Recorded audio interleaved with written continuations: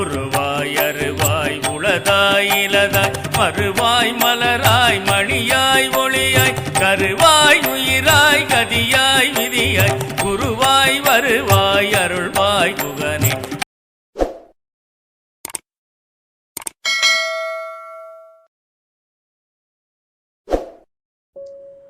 சண்முகக் கடவுள் போற்றி, சரவணா துதித்தாய் போற்றி, கண்மணி முருகா போற்றி, கார்த்திகை பாலா போற்றி, தன்மலர் கடப்பமாலை தாங்கிய தோளா போற்றி, விண்மதி வதனவள்ளி வேலவா போற்றி போற்றி. ஓம் சரவணபவ. ஆன்மீக அன்பர்கள் அனைவருக்கும் வணக்கம். இன்னைக்கு நம்ம ஆலய அற்புதம் யூடியூப் சேனல்ல திருச்செந்தூர் சுப்பிரமணிய சுவாமி கோவிலோட வரலாறுகள் மற்றும் சிறப்புகளை பற்றி பார்க்கலாங்க. இந்த கோவில் தமிழ்நாட்டில் தூத்துக்குடி மாவட்டத்தில் திருச்செந்தூரில் அமைஞ்சிருக்கு. முருகப்பெருமானோட அறுபடை வீடுகளில் இது 2ஆம் படை வீடாக இருக்கு. இந்த கோவிலை பழந்தமிழ் இலக்கியங்களில் சேயோன்னு குறிப்பிட்டிருக்காங்க. பெரும்பாலான முருகர் கோவில்கள் எல்லாம் மலை மேலேயும் குன்றுகள் மேலேயும் அமைஞ்சிருக்கும். ஆனால் இந்த கோவில் மட்டும் கடற்கரையில் ரொம்பவே அழகாக அமைஞ்சிருக்கு. சங்க இலக்கியங்கள்லையும் சிலப்பதிகாரத்திலையும் குறிப்பிடப்பட்டிருக்க இந்த கோவில் 2000 இருந்து 3000 வருடங்கள் வரை பழமையானதாக கருதப்படுது.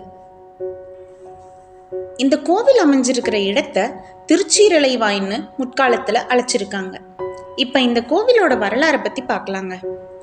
தேவர்கள் அவங்கள தொந்தரவு செஞ்ச சூரபத்மனை அழிக்க சொல்லி சிவபெருமான் கிட்ட முறையிட்டாங்க. அவங்களோட வேண்டுதலை ஏற்றுக்கிட்ட சிவபெருமான் தன்னோட நெற்றிக்கண்ணில் இருந்து 6 பொறிகளை உருவாக்குனாரு. அதிலிருந்து முருகப்பெருமான் தோன்றினாரு. சிவபெருமானோட கட்டளையை ஏற்று முருகப்பெருமான் சூரபத்மனை அழிக்க புறப்பட்டாரு. அந்த நேரத்துல முருகப்பெருமானோட தரிசனத்தை வேண்டி தேவர்களோட குருவான வியாழ பகவான் இந்த தலத்துல தவம் இருந்தாரு. அவருக்கு காட்சி கொடுத்த முருகப்பெருமான் அந்த இடத்திலேயே தங்கி அவர் மூலமா அசுரர்களோட வரலாறுகளையும் தெரிஞ்சுக்கிட்டாரு. அப்போ முருகப்பெருமான் தன்னோட படைத்தளபதியான வீரபாகுவை சூரபத்மன் கிட்ட தூது அனுப்புனாரு. அதை கேட்காத சூரபத்மன் மேல படையெடுத்து முருகப்பெருமான் சூரனை சம்ஹாரம் பண்ணாரு. முருகப்பெருமான் கிட்ட குரு பகவான் தனக்கு காட்சி தந்த இந்த இடத்திலேயே எழுந்தருள சொல்லி வேண்டி கேட்டாரு. அப்படியே முருகப்பெருமானும் அங்கேயே தங்கினாரு. குரு பகவான் விஸ்வகர்மாவை அழைச்சு இந்த கோவிலை கட்டினாரு. முருகப்பெருமான் சூரனை வெற்றி பெற்று ஆட்கொண்டதுனால இவர் ஜெயந்திநாதர்னு அழைக்கப்படுறாரு. ஜெயந்தின்னா வெற்றின்னு அர்த்தம். இந்த பேர் தான் இப்போ செந்தில்நாதர்னு மறுவிருச்சு. திருஜெயந்திபுரம்னு அழைக்கப்பட்ட இந்த தலம் காலப்போக்கில் திருச்செந்தூர்னு மறுவியதா சொல்லப்படுது. முருகப்பெருமான் சூரனை ஆட்கொண்டு மயில் மற்றும் சேவல் கொடியா மாற்றி தன்னோடையே வச்சுக்கிட்டாரு. தன்னோட வெற்றிக்கு நன்றி சொல்ற விதமாகவும் அசுரனை வதம் செஞ்சதுனால தனக்கு ஏற்பட்ட பிரம்மஹத்தி தோஷத்தை நிவர்த்தி செய்யறதுக்காகவும் சிவபெருமானை நினைச்சு பூஜை செஞ்சாரு. அந்த கோலத்துல தான் முருகப்பெருமான் வலது கையில தாமரையோட அருள் பாலிக்கிறாரு. தலையில ஜடாமகுடத்தோட காட்சி தர்றாரு. இவருக்கு இடது பின்புறத்துல இருக்க சுவர்ல ஒரு லிங்கம் இருக்கு. இவருக்கு முதல்ல தீபாராதனை காட்டினதுக்கு அப்புறம்தான் முருகப்பெருமானுக்கு தீபாராதனை நடக்கும். சண்முகர் சன்னதியிலையும் சுவாமிக்கு பின்புறத்துல ஒரு சிவலிங்கம் இருக்கு. இந்த 2 லிங்கமும் இருட்டில் இருக்கிறதுனால தீபாராதனை ஒளியில மட்டும்தான் பார்க்க முடியும். இதை தவிர முருகப்பெருமான் சன்னதிக்கு வலப்புறத்துல பஞ்சலிங்க சன்னதியும் இருக்கு. இந்த பஞ்சலிங்கங்களுக்கும் ஆவுடைங்கிற சக்தி பாகம் இல்லை, உருத்திர பாகமான மேல் பகுதி மட்டும்தான் இருக்கு. இந்த பஞ்சலிங்கங்களுக்கும் நேரா மேல ஒரு சின்ன துளை இருக்கு. தினமும் தேவர்கள் அந்த வழியா வந்து பஞ்சலிங்கங்களையும் முருகப்பெருமானையும் பூஜை செய்யறதா ஐதீகம். இந்த பஞ்சலிங்கங்களுக்கும் மானிடர்களோட பூஜை இல்லை. கும்பாபிஷேகத்தப்ப மட்டும் பஞ்சலிங்கங்களுக்குன்னு யாகசாலை அமைச்சு வேள்வி நடத்தி கலச நீர்னால அபிஷேகம் செய்வாங்க. இந்த பஞ்சலிங்கங்களையும் நாம தரிசித்து வழிபடுறதுனால நம் முன்வினை பாவங்கள் நீங்கிறதா நம்பிக்கை. முருகப்பெருமானே பூஜித்த பஞ்சலிங்கங்களையும் தரிசனம் செய்ய விரும்புறவங்க மூலவருடைய இடது பக்கத்துல இருக்க சிறு வாயில் வழியா உள்ள போய் சுத்தி வந்து வலது பக்கத்துல பாதாள பஞ்சலிங்க தரிசனம் செய்யலாங்க. அந்த சன்னதியை பாம்பரைன்னு குறிப்பிடுறாங்க. இதுக்கு 5 ரூபாய் கட்டணம் வசூலிக்கப்படுது. கூட்ட நெரிசல் நேரத்துல தரிசனத்துக்கு அனுமதி இல்லை. முருகப்பெருமான் சன்னதிக்கு மேற்கு திசையில ராஜகோபுரம் இருக்கு. இது 157 அடி உயரமும் 9 தளங்களையும் கொண்டிருக்கு. முருகப்பெருமான் கடலை பார்த்த மாதிரி கிழக்கு திசையை பார்த்து காட்சி தராரு. பிரதானமா கோபுரம் சுவாமிக்கு எதிரில தான் இருக்கணும். ஆனா அங்க கடல் இருக்கிறதுனால மேற்கு திசையில கோபுரம் கட்டப்பட்டிருக்கு. இத திருவாவடுதுறை ஆதீனத்தை சேர்ந்த தேசிகமூர்த்தி சுவாமிகள் கட்டியிருக்காரு. தேசிகமூர்த்தி சுவாமிகள் இந்த கோபுரத்தை கட்டும்போது பணியாளர்களுக்கு கூலியா பன்னீர் இலை விபூதியை தருவாரு. இலைய பிரிச்சு பார்த்தா அதுல வேலைக்குரிய கூலி இருக்குமா. ஒரு நாள் இந்த அதிசயம் நடக்கிறது நின்றுச்சு. அப்போ தேசிக சுவாமிகள் முருகப்பெருமான் கிட்ட முறையிட்டிருக்காரு. அப்ப கனவுல தோன்றின முருகப்பெருமான் காயல்பட்டினம் வள்ளல் சீதக்காதியிடம் சென்று உதவி பெற்று கோபுரத்தை கட்டி முடின்னு சொல்லியிருக்காரு. தேசிக சுவாமிகள் வள்ளல் சீதக்காதியை சந்திச்சாரு. அவரு ஒரு மூட்டை உப்பை கொடுத்திருக்காரு. அதை எடுத்துட்டு வந்து கோவில்ல பிரிச்சு பார்த்தப்ப அது தங்க காசுகளா மாறி இருந்ததா சொல்லப்படுது. கோபுர வேலையும் நல்லபடியா முடிஞ்சிருக்கு. முருகப்பெருமானோட மூலஸ்தன பீடத்தை விட இந்த கோபுர வாசல் உயரமா இருக்கிறதுனால எப்பவும் அடைக்கப்பட்டு தான் இருக்கும். கந்தசஷ்டி விழாவில் முருகப்பெருமானோட திருக்கல்யாணத்தப்ப நள்ளிரவில் ஒரு நாள் மட்டும் இந்த வாசலை திறப்பாங்க. அப்பவும் பக்தர்கள் உள்ள போக அனுமதி இல்லை.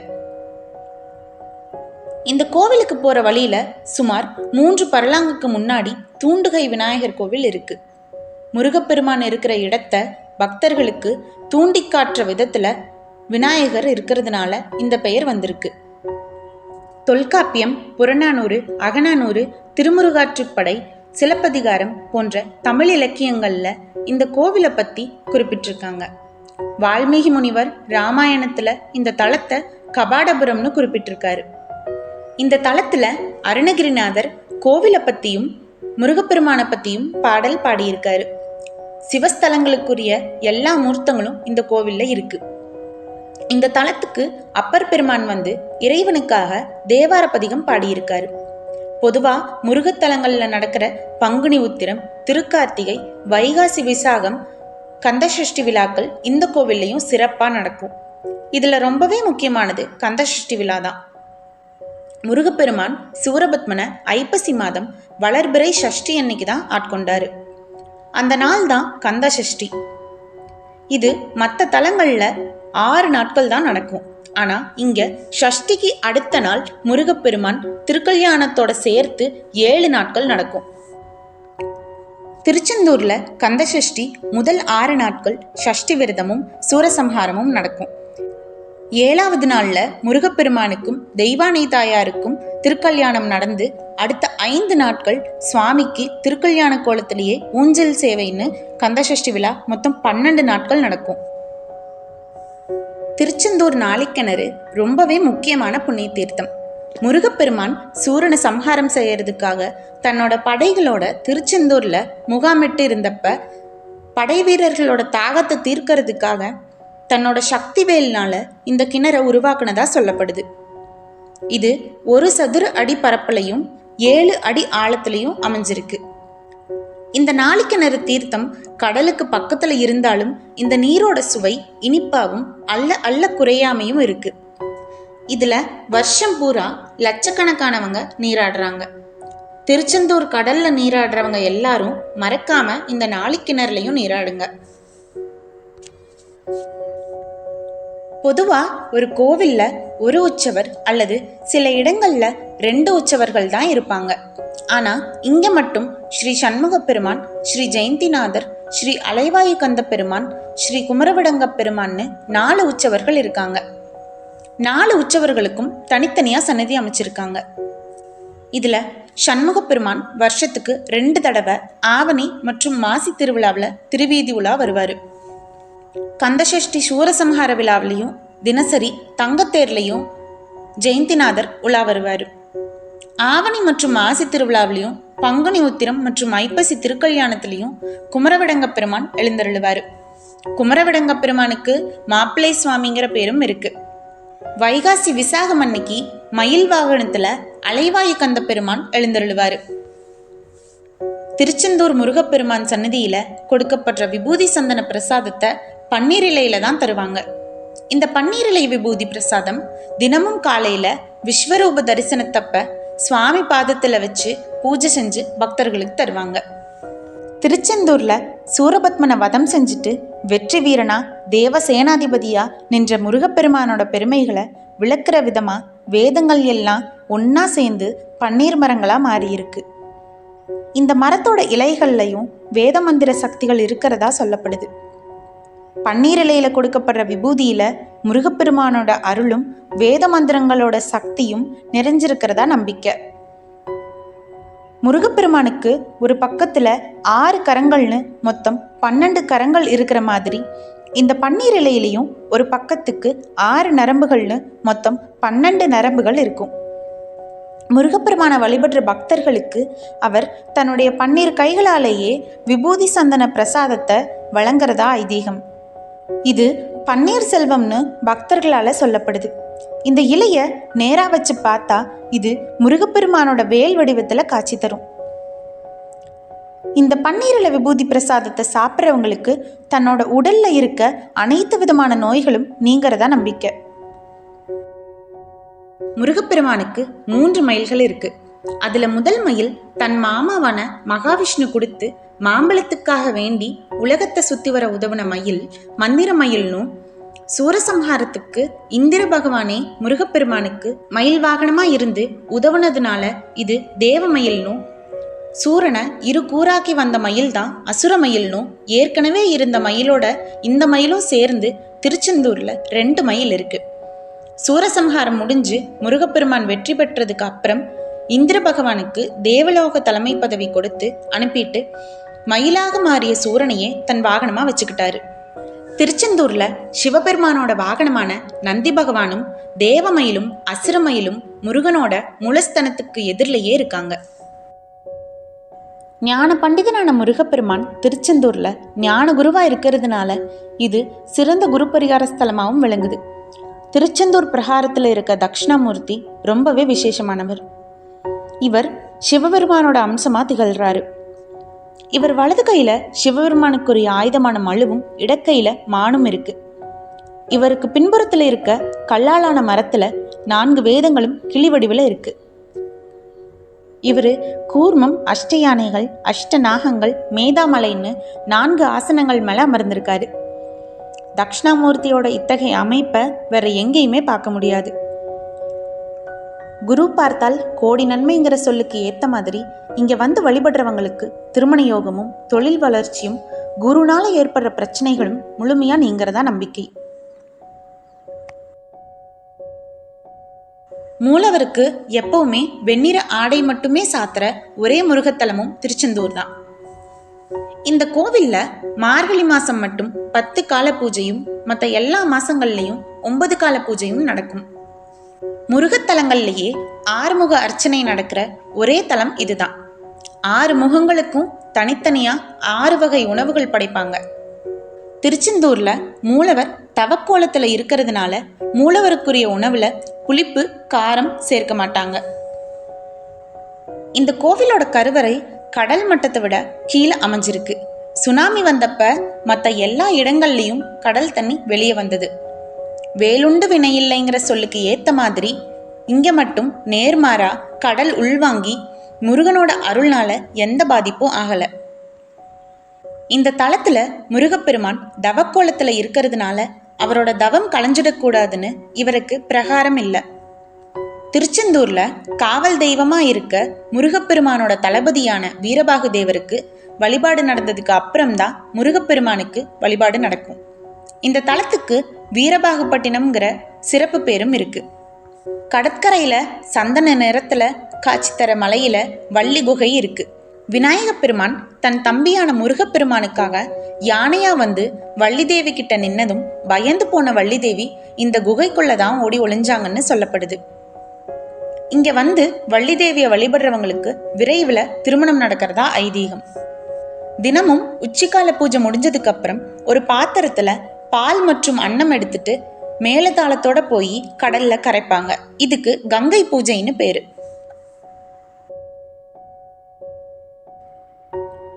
முருகப்பெருமான் சிவபெருமானோட அம்சமா அவதரிச்சவர். திருச்செந்தூர்ல முருகப்பெருமான் மும்மூர்த்திகளோட அம்சமாகவும் இருக்கிறாரு. இதை உணர்த்துற விதமா ஆவணி மற்றும் மாசி மாத திருவிழா அப்ப சிவன், பிரம்மா, விஷ்ணுன்னு மும்மூர்த்திகளோட அம்சத்திலையும் காட்சி தராரு. விழாவோட 7ஆம் நாள் அன்னைக்கு சாயந்தரம் சிவப்பு நிற வஸ்திரத்துல சிவபெருமானா காட்சி தராரு. 8ஆம் நாள் அதிகாலையில வெண்ணிற ஆடையில பிரம்மாவோட அம்சத்துல அருள்பாலிக்கிறாரு. மதிய வேளையில பச்சை நிற வஸ்திரத்துல பெருமாளோட அம்சத்துல காட்சி தராரு.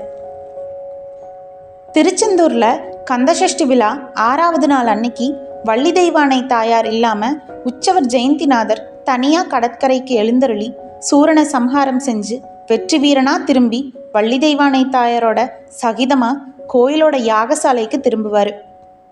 அப்ப ஜெயந்திநாதருக்கு எதிரில் ஒரு கண்ணாடி வைப்பாங்க. அர்ச்சகர் கண்ணாடியில் தெரிகிற ஜெயந்திநாதரோட பிம்பத்துக்கு அபிஷேகம் செய்வார். இதை சாயா அபிஷேகம்னு சொல்லுவாங்க. சாயான்னா நிழல்னு பொருள். போர்ல வெற்றி பெற்ற முருகப்பெருமான குளிர்விக்கிறதுக்காக இந்த அபிஷேகம் நடக்குது. இதை முருகப்பெருமானே கண்ணாடியில் பார்த்து மகிழ்ச்சி அடைகிறதாவும் ஐதீகம். தீபாவளி பண்டிகையப்ப திருச்செந்தூர்ல எல்லா தெய்வங்களுக்கும் புத்தாடை அணிவிப்பாங்க. அதிகாலையில் கோவிலில் இருக்க எல்லா பரிவார தெய்வங்களுக்கும் சந்தன காப்பு போட்டு புத்தாடைகளை வெள்ளி பல்லக்கில் ஊர்வலமாக எடுத்துட்டு வந்து அணிவிப்பாங்க. இந்த தலம் முருகப்பெருமான் தெய்வானை தாயாரை மணமுடிக்க காரணமாக இருந்ததுனால தெய்வானை தாயாரோட தந்தையான இந்திர பகவானே தன் மருமகனான முருகப்பெருமானுக்கும் அவரை சார்ந்தவங்களுக்கும் தீபாவளி புத்தாடை எடுத்து தரதா ஐதீகம்.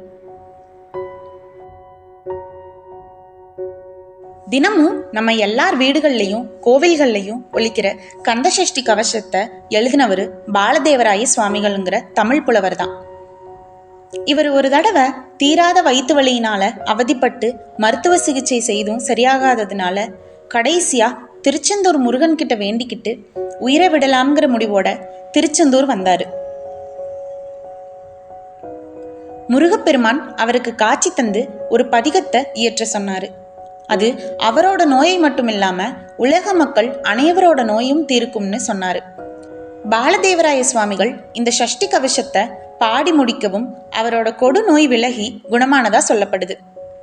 இந்த சஷ்டி கவசம் தான் உலக மக்கள் எல்லாருக்கும் காக்கும் மரணா இருக்கு. இப்போ உற்சவமூர்த்தியான சண்முகப்பெருமான் முகத்தில் இருக்க தழும்பை பற்றி பார்க்கலாங்க. திருச்செந்தூர் உற்சவமூர்த்தியான சண்முகப்பெருமான் முதல்ல திருவனந்தபுரத்தில் இருந்திருக்காரு. அது மார்த்தாண்ட மகாராஜா அரசாண்ட நேரம்.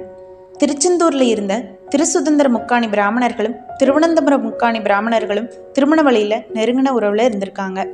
அதனால் திருவனந்தபுரம் போய் சண்முகர் அங்கே பார்த்து எப்படியாவது திருச்செந்தூர் கோயிலுக்கு எடுத்துகிட்டு வந்து உற்சவமூர்த்தி ஆக்கணும்னு எண்ணம் இருந்திருக்கு. முருகப்பெருமானும் தன்னோட சண்முகர் திருமேனியை திருச்செந்தூருக்கு எடுத்துகிட்டு போக சொல்லி உத்தரவிட்டிருக்காரு. இதை செய்யறதுக்கு திருசுதந்திரர்கள் அப்போ திருவனந்தபுரத்தில் வியாபாரத்தில் செல்வாக்கா இருந்த பரக்க செட்டிமார்கிட்ட உதவி கேட்டிருக்காங்க. அவங்களும் மகிழ்ச்சியாக உதவ முன் வந்திருக்காங்க.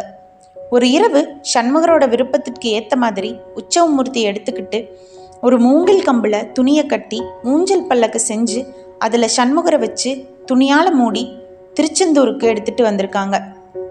சண்முகர் சிலையை எடுத்துகிட்டு போனவங்களை வழியில் திருவிதாங்கூர் சுங்கச்சாவடியில் காவலர்கள் தடுத்திருக்காங்க. அவங்க கிட்ட குழந்தைக்கு அம்மை போட்டிருக்குன்னு சொல்லி பாண்டி நாட்டுக்கு வைத்தியத்துக்கு கொண்டு போகிறோம்னு சொல்லியிருக்காங்க. காவலர்கள் அம்மைன்னு சொன்னதுமே திறந்து பார்க்க பயந்து அவங்கள அனுப்பிட்டாங்க. அதே சமயத்தில் சண்முகரோட சிலையை காணோம்னு திருவனந்தபுரத்தில் மார்த்தாண்ட மகாராஜா ரொம்பவே பதட்டமாக இருந்திருக்காரு. நாலாபுரமும் ஆட்களை அனுப்பி சிலையை தேட சொல்லியிருக்காரு. அன்னைக்கு இரவு மகாராஜா கனவுல வந்த சண்முகர், என் குழந்தைகள் என் விருப்பப்படிதான் என்னை திருச்செந்தூருக்கு அழைத்து செல்கிறார்கள். எனவே நீ பதட்டப்பட வேண்டாம். என்னை காண இனி திருச்செந்தூருக்கு வான்னு கட்டளையிட்டிருக்காரு. சண்முகரை எடுத்துட்டு போன அடியார்கள் கடற்கரையை ஒட்டி இருக்கிற வனப்பகுதிக்கு போனதும் காலையில் விடிஞ்சிருக்கு. அங்கே சண்முகருக்கு ஜலாபிஷேகம் செஞ்சு அவரோட பசிக்கு நெய்வேத்தியம் செய்ய ஏதாவது கிடைக்குமான்னு தேடி இருக்காங்க. அந்த காட்டுப்பகுதியில் குடிசையில் ஒரு வயசான பெண்மணி வாழ்ந்து வந்திருக்காங்க. அங்கே காலை உணவுக்கு அவங்க புளிச்சமாவும் பயிர்கஞ்சியும் வச்சிருந்திருக்காங்க. உடனே சண்முகருக்கு அந்த பெண்மணி கிட்ட வேண்டி புளித்த தோசையும் கஞ்சியும் நெய்வேத்தியமாக படைச்சு பூஜை செஞ்சுருக்காங்க. அந்த நிவேதனம் தான் இன்னைக்கு வர திருச்செந்தூர் கோவிலில் உதயமார்த்தாண்ட கட்டளையில் ஒரு நாள் முன்னாடி அரைச்ச மாவில் புளித்த தோசையும் பயிர்கஞ்சியும் சண்முகருக்கு நெய்வேத்தியம் செய்கிறாங்க. அந்த அம்மை தழும்பு இன்னைக்கு வர உற்சவர் சண்முகரோட முகத்துல இருக்கிறதா சொல்லப்படுது. இப்போ ஆதிசங்கரர் திருச்செந்தூர் வந்த கதையை பத்தி பார்க்கலாங்க. ஒரு தடவை ஆதிசங்கரர் வடநாட்டுக்கு போயிருந்தப்ப அங்க அபினவகுப்தருங்கிறவர்கிட்ட வாதம் செஞ்சு அதுல வெற்றி பெற்றிருக்காரு. வாதத்துல தோற்ற அபினவகுப்தர் யாகம் நடத்தி ஆதிசங்கரருக்கு காச நோயை உண்டாக்கியிருக்காரு. ஆதிசங்கரர் தீராத நோயால அல்லல் பட்டு திருக்கோகரணத்துல சிவபெருமான் கிட்ட வழிபடும் போது என் குமரன் சண்முகன் குடியிருக்கும் புண்ணிய தலமான ஜெயந்திபுரம் சென்று அவனை தரிசித்தால் உன் நோயை முற்றிலுமாக நீங்க பெறுவாயின்னு சொல்லியிருக்காரு. சிவபெருமானோட கட்டளைப்படி ஆதிசங்கரர் ஆகாய மார்க்கமா திருச்செந்தூர் வந்து சேர்ந்திருக்காரு. அங்க ஆதிசேஷன் முருகனை பூஜிப்பதை பார்த்து வியந்து 32 பாடல்கள் இருக்கிற சுப்பிரமணிய புஜங்க ஸ்லோகங்களை இயற்றி பாடியதுனால நோய் குணமாயிருக்கு. தன்னோட விக்கிரகத்தை கடல்ல இருந்து எடுக்க உதவின முருகப்பெருமானோட வரலாறை பத்தி பார்க்கலாங்க. சுமார் ஒரு 370 வருடங்களுக்கு முன்னாடி திருநெல்வேலிய வடமலையப்ப பிள்ளைங்கிறவர் திருமலை நாயக்கரோட பிரதிநிதியா இருந்து நிர்வகிச்சு வந்திருக்காரு. 1648ஆம் வருஷத்துல நம்ம நாட்டுக்கு டச்சுக்காரர்கள் வந்திருக்காங்க. நம்ம கோவில்களில் இருக்கிற 50 விக்கிரகங்களை கடத்தி கொண்டு போய் அதிக பொருளீட்டலாம்னு திட்டமிட்டிருக்காங்க. அவங்க திருநள்ளாறுல இருக்க நடராஜர் விக்கிரகத்தை எடுத்துட்டு கடல் வழியா கப்பல்ல திருச்செந்தூருக்கு வந்திருக்காங்க. திருச்செந்தூர் கோயிலுக்கு வந்து சண்முகர் விக்கிரகத்தை அவங்க நாட்டுக்கு கப்பல்ல எடுத்துட்டு போக ஆரம்பிச்சாங்க. கொஞ்ச நேரத்திலேயே கடல் கொந்தளிச்சு கப்பல் மூழ்கிற நிலைக்கு போயிருச்சு. கப்பல்ல இருந்த டச்சுக்காரங்க நாம இந்த சிலையை திருடிட்டு வந்தனால தான் கடல் கொந்தளிக்குதுன்னு உணர்ந்து சிலைகளை கடல்ல போட்டுடுவோமுங்கிற முடிவுக்கு வந்து சிலைகளை கடல்ல போட்டுட்டு போயிட்டாங்க. வடமலையப்ப பிள்ளை சண்முகர் விக்கிரகம் களவு போன செய்தியை தெரிஞ்சு மனம் வருத்தப்பட்டு பல நாட்கள் சாப்பிடாம இருந்தாரு. புதுசா ஒரு முருகன் விக்கிரகத்தை செஞ்சு அதை திருச்செந்தூர் கோயில்ல வைக்கலாம்னு ஏற்பாடுகள் செஞ்சுட்டு இருந்தாரு. அப்போ வடமலையப்ப பிள்ளையோட கனவுல தோன்றின முருகப்பெருமான், வடமலையப்பரே, என்னை காணவில்லை என நீர் வருத்தப்பட வேண்டாம். நான் திருச்செந்தூர் கோவிலுக்கு சற்று தொலைவில் கடலுக்குள் தான் உள்ளேன். நீர் படகின் மூலம் கடலில் பயணம் செய்தால் கடலில் ஒரு எலுமிச்சம்பழம் மிதந்து கொண்டிருப்பதை பார்க்கலாம். அந்த இடத்தில் கடலுக்கு அடியில் நான் இருக்கிறேன்.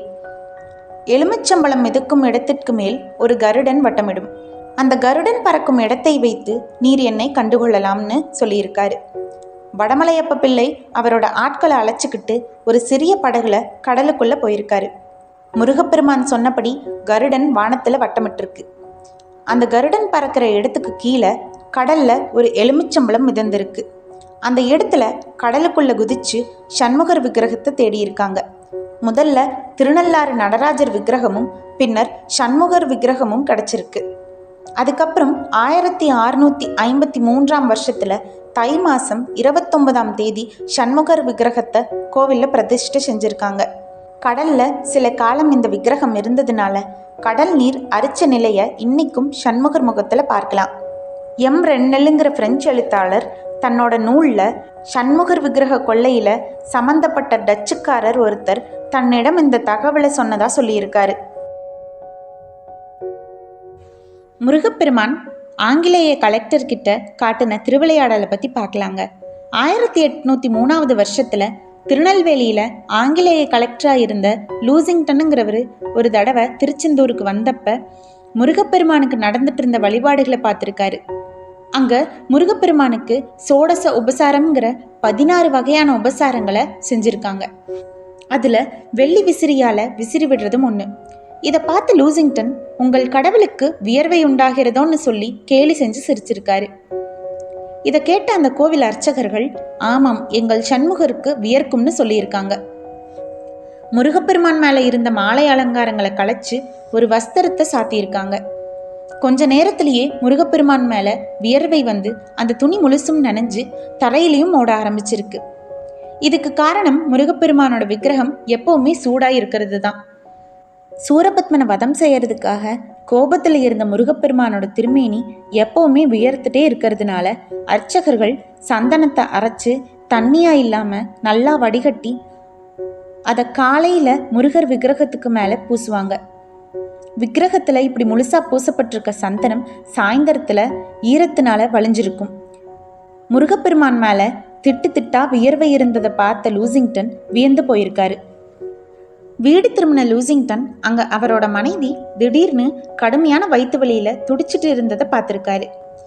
முருகப்பெருமானோட வழிபாட்டை ஏளனம் செஞ்சதுனால தான் இப்படி ஆனதா அவர் உணர்ந்திருக்காரு. என்ன செய்யறதுனே தெரியாம அவர்கிட்ட வேலை பார்த்த ஒரு முருக பக்தர்கிட்ட முருகப்பெருமானோட கோபம் தணியறதுக்கு என்ன செய்யணும்னு கேட்டிருக்காரு.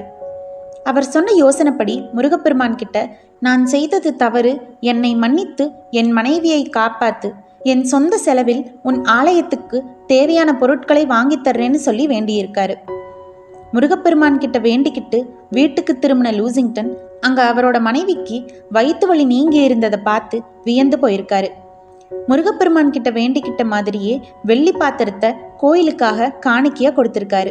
அதுல லூசிங்டன் 1803 பொறிக்கப்பட்டிருக்கிறதாவும் இன்னைக்கும் பயன்பாட்டில் இருக்கிறதாவும் சொல்லப்படுது. திருச்செந்தூர் சுப்பிரமணிய சுவாமி ஒரு இஸ்லாமிய புலவரோட கடன் அடைச்சதை பற்றி பார்க்கலாங்க. திருச்செந்தூருக்கு பக்கத்தில் இருக்க காலன்குடியிருப்புங்கிற ஊரில் மீராக்கண்ணுங்கிற இஸ்லாமிய புலவர் ஒருத்தர் வாழ்ந்துட்டு இருந்திருக்காரு. இவர் முருகப்பெருமான் மேலே பக்தி கொண்டவராக இருந்திருக்காரு. இவர் ரொம்ப வறுமையில் இருந்து சிரமப்பட்டதுனால மதுரையில் இருந்த ஒரு வணிகர்கிட்ட வட்டிக்கு கடன் வாங்கியிருக்காரு. ரொம்ப நாள் ஆகியும் பணத்தை திரும்பி தராததுனால வணிகர் பலமுறை வலியுறுத்தி இருக்காரு. மீராக்கண்ணுனால பணத்தை திரும்ப தர முடியாததுனால கோபப்பட்ட வணிகர் தன்னோட சேவகர்களை அனுப்பி அவரை சிறைப்பிடிச்சு வர சொல்லி இருக்காரு. சேவகன் மாலை நேரத்தில் வந்து இந்த செய்தியை சொன்னதும் மீராக்கண்ணு தூக்கம் இல்லாம இரவு முழுவதும் திருச்செந்தூர் முருகனை மனசுல நினைச்சு பதிகம் பாடியிருக்காரு. இரவு முழுவதும் தூங்காத களைப்புல விடிய காலையில தூங்கியிருக்காரு. அப்போ முருகப்பெருமான் அவரோட கனவுல வந்து, நாளை உமது கடனை வட்டியும் முதலுமாக யாமே அடைப்போம்னு கூறி மறைஞ்சிருக்காரு. இதே மாதிரி சேவகனோட கனவுல முருகப்பெருமான் தோன்றி கோயிலில் சுவாமி தரிசனம் செய்து முடித்து வந்ததும் தங்கள் பணம் உங்கள் கைக்கு வந்து சேரும்னு கூறி மறைஞ்சிருக்காரு. அப்போ திருச்செந்தூர் பகுதியை சேர்ந்த குலசேகரப்பட்டினத்தை ஆண்ட குறுநில மன்னர் கனவுல செந்திலாண்டவர் தோன்றி, என்னுடைய பக்தன் மீராக்கண்ணு மிகவும் கஷ்டத்தில் இருக்கிறான். நாளை காலையில் திருச்செந்தூர் கோவில் உண்டியலை திறந்து அதில் இருக்கும் பணத்தை அப்படியே அவனுக்கு வழங்கி அவனது கடனை அடைத்து விடுங்கள்னு சொல்லியிருக்காரு. மறுநாள் காலையில புலவர் மீராக்கண்ணும் சேவகனும் திருச்செந்தூர் கோயிலுக்கு போயிருக்காங்க.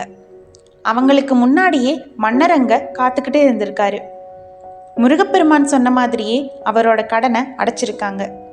இதுல ஆச்சரியமான விஷயம் என்னன்னா, புலவர் வணிகருக்கு தர வேண்டிய தொகையை மீறி அதுல ஒரு பைசாவும் மிச்சமில்லைங்கிறது தான். செந்திலாண்டவரோட கருணைய பார்த்த எல்லாருமே நெகிழ்ந்து போயிருக்காங்க. முருகப்பெருமான் படிக்காதவர் கூட பாவலராக்கன கதையை பத்தி பார்க்கலாங்க. திருச்செந்தூர் முருகன் கோயில் மடப்பள்ளியில வேலை செஞ்சுட்டு இருந்த ஒரு முதியவர் அவரோட வயது காரணமா நெய்வேத்தியத்துக்கு சரியான நேரத்துல உணவு தயார் செய்ய முடியாததுனால அர்ச்சகர்கள் அவர்கிட்ட கோபப்பட்டிருக்காங்க. அந்த முதியவர் அதை நினைச்சு முருகன் கிட்ட புலம்பி அழுதுட்டு ரொம்பவே வருத்தப்பட்டு கடல்ல விழுக போயிருக்காரு. அப்போ நில்லுங்கள்னு ஒரு சின்ன பையனோட குரல் கேட்டு திரும்பி பார்த்திருக்காரு. கரையில ஒரு சிறுவன் நின்றுட்டு முதியவர்கிட்ட முதல்ல கரைக்கு திரும்பி வாருங்கள்னு சொல்லி கூப்பிட்டு, உங்களுக்கு அப்படி என்ன கஷ்டம் வந்து விட்டதுன்னு கேட்டிருக்காரு. தன் கவலைகளை சொல்லி அழுத முதியவர்கிட்ட இதற்காகவா உயிர் துறப்பார்கள்னு சொல்லி சிரிச்சிருக்காரு. உங்களுக்கு வேறு பணி இருக்கும்போது எதற்காக மடப்பள்ளியில் வேலை செய்கிறீர்கள்னு கேட்டிருக்காரு. அதுக்கு முதியவர், எனக்கு சமையலை தவிர வேறு எந்த பணியும் தெரியாதுன்னு சொல்லியிருக்காரு. அதுக்கு அந்த சிறுவன், நீங்கள் திருச்செந்தூரில் பல காலமாக இருக்கிறீர்கள், இந்த தலத்தின் தலப்புராணத்தை எழுதினால் என்னன்னு கேட்டிருக்காரு. அதுக்கு முதியவர், பள்ளிக்கூடமே போகாத எனக்கு கல்வி அறிவு கொஞ்சமும் கிடையாது, என்னால் இது எப்படி சாத்தியமாகும்னு கேட்டிருக்காரு. அந்த சிறுவன், நீங்கள் தான் தலப்புராணத்தை எழுத வேண்டும் என்று செந்திலாண்டவனும் விரும்புகிறான் அப்படின்னு சொல்லி அதுக்கான ஊதியத்தை கொடுத்து, இனிமேல் நீங்கள் சமையல் பணியாளர் அல்ல, இன்று முதல் வெற்றிமாலை கவிராசர்னு அழைக்கப்படுவீர்கள்னு சொல்லி மறைஞ்சிருக்காரு. முதியவர் ஒண்ணுமே புரியாம வந்தது முருகன் தானான்னு நினைச்சு அவர் உயிர் மாய்ச்சிக்கிறத தடுக்கிறதுக்காக தான் முருகர் வந்திருக்காருன்னு நினைச்சு கிருஷ்ண சாஸ்திரிங்கிறவரை போய் பார்த்திருக்காரு. அவர்கிட்ட செந்திலாண்டவரோட தலபுராணத்தை விவரமா கேட்டு அதை அப்படியே நூலா எழுதி அரங்கேற்றம் செய்யறதுக்காக அர்ச்சகர்களை நாடியிருக்காரு. முருகன் தனக்கு காட்சி தந்ததையும் அவர் சொல்லியபடி நூல் இயற்றியதையும் அர்ச்சகர்கள்கிட்ட சொல்லியிருக்காரு. அதை கேட்ட அர்ச்சகர்கள் யாருமே அதை நம்பாம அவரை கேலி செஞ்சு விரட்டி விட்டுட்டாங்க. கோவிலை விட்டு வெளியேறி மன வருத்தப்பட்டு அந்த நூலை கடல்ல வீசியிருக்காரு. கடல்ல விழுந்த அந்த நூல் கடல் அலையினால இழுத்து செல்லப்பட்டு அடுத்த கிராமத்தோட கடற்கரையில ஒதுங்கி இருக்கு. கடற்கரையில நடக்க வந்த ஒரு அறிஞர் அதை பார்த்து படிச்சு இவ்வளோ சிறப்பான நூல் இந்த கடல்ல இருக்கேன்னு மனசு வருத்தப்பட்டு திருச்செந்தூர் செந்திலாண்டவர் கோயிலுக்கு எடுத்துட்டு போயிருக்காரு. அங்க இருந்த அர்ச்சகர்கள் முன்னாடி படிச்சும் காட்டியிருக்காரு. நூல் முடிவுல நூலை எழுதியது வெற்றிமாலை கவிராயர்னு குறிப்பிடப்பட்டிருக்கு. அதை கேட்ட அர்ச்சகர்கள் கவிராயரை தேடி கண்டுபிடிச்சு அவர்கிட்ட அவமரியாதையா நடந்துகிட்டதுக்கு மன்னிப்பு கேட்டு செந்திலாண்டவரோட முன்னிலையில திருச்செந்தூர் தலபுராணத்தை சிறப்பா அரங்கேற்றம் செஞ்சிருக்காங்க. ஒரு சமயம் முருகப்பெருமான் வாய் பேச முடியாத ஒரு சின்ன குழந்தைய பேச வச்சிருக்காரு. அந்த குழந்தை வேறு யாரும் இல்லைங்க, குமரகுருபரர் தான். குமரகுருபரர் 17ஆம் நூற்றாண்டுல வாழ்ந்த ஒரு தமிழ் புலவர். இவர் சைவ நெறிய போற்றி தருமபுர ஆதீனத்தோட தொடர்புல இருந்தவர். இவரோட நூல்கள் ஸ்ரீ குமரகுருபர சுவாமிகள் பிரபந்தங்கள்ங்கிற பேர்ல நூலா தொகுக்கப்பட்டிருக்கு. இவர் தமிழ்நாட்டில் தூத்துக்குடி மாவட்டத்தில் திருவைகுண்டம்ங்கிற ஊரில் பிறந்தவர். இளம் வயதில் வாய் பேச முடியாத நிலையில் இருந்த இவரை பேச வைக்கணுங்கிற எண்ணத்தில் பெற்றோர்கள் இவருக்கு 5 வயது ஆனதும் திருச்செந்தூருக்கு அழைச்சிட்டு வந்திருக்காங்க. இங்கே வந்து 48 நாட்கள் விரதம் இருந்தும் கேட்டது கிடைக்காததுனால மனம் வருந்தி இனி உயிரோடு இருக்கிறதுல எந்த பயனும் இல்லைன்னு கடலில் உயிரை விட போயிருக்காங்க. அந்த நேரத்தில் அர்ச்சகர் வடிவத்தில் வந்த முருகப்பெருமான் கடலில் விழுந்து உயிரை விட முடிவு செய்து விட்டீர்களே, அது ஏன்னு கேட்டிருக்காரு. அதுக்கு அந்த பெற்றோர்கள், ஐயா, எங்களுக்கு குழந்தை பிறந்து 5 வருடங்கள் ஆகிவிட்டது. இந்த குழந்தை இன்னும் வாய் திறந்து பேச முடியாமல் இருக்கிறது. நாங்கள் பல விரதங்கள் இருந்து பார்த்து விட்டோம். ஆனால் முருகப்பெருமான் எங்கள் மீது இரக்கம் காட்டி குழந்தையை இன்னும் பேச வைக்கவில்லை. நாங்கள் உயிரினும் மேலாக நேசிக்கும் இந்த குழந்தை பேசும் சக்தி இழந்ததை எங்களால் தாங்கிக் கொள்ள முடியவில்லை. எனவேதான் நாங்கள் உயிரை விட முயன்றோம்னு சொல்லியிருக்காங்க. அர்ச்சகர் வடிவத்தில் இருந்த முருகப்பெருமான் என் கையில் உள்ளது எதுன்னு குமரகுருபரர் கிட்ட கேட்டிருக்காரு. உடனே குழந்தையான குமரகுருபரர் இது பூ என்று சொல்லி பூமேவும் செங்கமலன்னு தொடங்குற கந்தர்களிவின் பாவ பாடியிருக்காரு. இவர் மதுரையை ஆண்ட திருமலை நாயக்கரோட வேண்டுகோளை ஏற்று மதுரை மீனாட்சி அம்மனை போற்றி மீனாட்சி அம்மை பிள்ளை தமிழ்ங்கிற நூலை எழுதியிருக்காரு.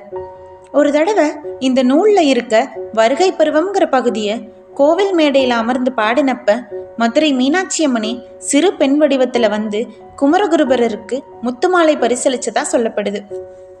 இவர் மீனாட்சி அம்மனை போற்றி மதுரை கலம்பகம், மீனாட்சி அம்மை பிள்ளை தமிழ், நீதிநெறி விளக்கம்ங்கிற நூல்களையும் எழுதியிருக்காரு. திருவாரூர் போய் அங்க இருக்கிற தியாகராஜ பெருமானை போற்றி திருவாரூர் நான்மணி மாலைங்கிற நூலையும் எழுதியிருக்காரு. இந்த கோவில்ல இந்து சமய அறநிலைத்துறை சார்பா காலையில 8 மணியில இருந்து இரவு 8 மணி வரைக்கும் தொடர்ந்து முருகப்பெருமானை தரிசிக்க வர பக்தர்களுக்கு அன்னதானம் வெகு சிறப்பா நடக்குதுங்க. இந்த கோவில்ல காலையில 5 மணியில இருந்து இரவு 9 மணி வரைக்கும் தொடர்ந்து சுவாமி தரிசனம் செய்யலாங்க. இந்த கோவில் தூத்துக்குடியில இருந்து 37 கிலோமீட்டரும், மதுரையில இருந்து 180 கிலோமீட்டரும், திருநெல்வேலியில இருந்து 60 கிலோமீட்டர் தொலைவிலையும் அமைஞ்சிருக்கு. இவ்வளோ சிறப்பு வாய்ந்த இந்த கோவில்ல அனைவரும் வாழ்க்கையில ஒரு முறையாவது வந்து தரிசனம் செய்யணுங்க. இப்போ நான் போட்ட இந்த பதிவு உங்க எல்லாருக்கும் பயனுள்ளதாக அமைஞ்சிருக்குன்னு நம்புறேங்க. அடுத்து எந்த கோயில், அதோட வரலாறுகள் மற்றும் சிறப்புகளை பத்தி பார்க்கலாங்கிறத கமெண்ட் செக்ஷன்ல சொல்லுங்க. அனைவரும் மறக்காம ஆலய அற்புதம் யூடியூப் சேனலை லைக், கமெண்ட் மற்றும் ஷேர் செய்யுங்க. நம்ம சேனலை முதல் முறையா பார்க்கிறவங்களா இருந்தா சப்ஸ்கிரைப் செய்து பெல் பட்டனை கிளிக் செய்யுங்க. அப்பதான் நான் போடுற வீடியோஸ் எல்லாம் உங்களுக்கு உடனுக்குடன் நோட்டிஃபிகேஷனா கிடைக்கும். செந்தூர் வாழ் செல்வக்குமரா போற்றி, கருணைக்கடலே கந்தா போற்றி போற்றி. ஓம் சரவணபவ.